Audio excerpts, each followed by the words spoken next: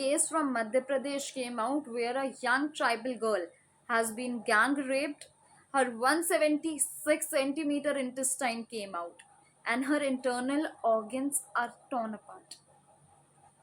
And this kind of situation only happens when something is done to your body with extreme force and cruelty. And it's very disturbing for every girl out there listening or reading to such kind of news. We can feel the pain she has gone through. We literally get goosebumps after reading to such kind of news. And it's very common in India.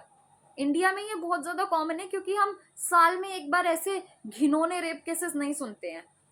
हम हर महीने एक ऐसे ही rape case के बारे में सुनते हैं, उसके बारे में पढ़ते हैं, जिसे सुन के हम सबके रोंगटे खड़े हो जाते हैं. And it's normal in India. Conception of this society is that अगर किसी लड़की का रेप हो रहा है तो गलती उसके कपड़ों में है.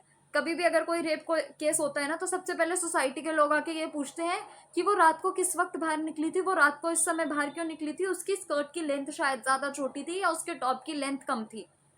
पर कभी भी कोई ये नहीं पूछता कि उस लड़के के दिमाग में क्या चल रहा था, उन लड़कों के दिमाग में क्या चल रहा था. Rape has nothing to do with what she is wearing, it is only to do with what he is thinking.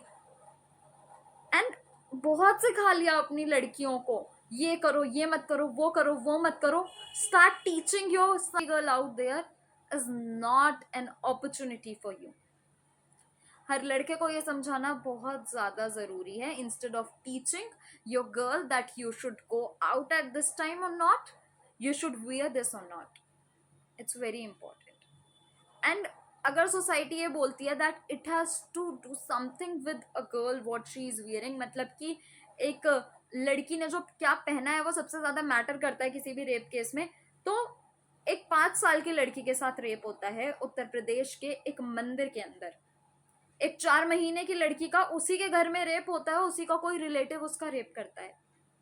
कभी 5 साल, कभी 6 साल, कभी यहाँ तक कि 2 महीने की बच्ची, उसको तो दुनियादारी भी नहीं पता, उसको तो पता भी नहीं है किस किन जानवरों के बीच में मैं आ गई हूं. She has been raped. Nothing to do with the clothes, it's with mentality. The main cause of rape is not what she is wearing, it is what he is thinking.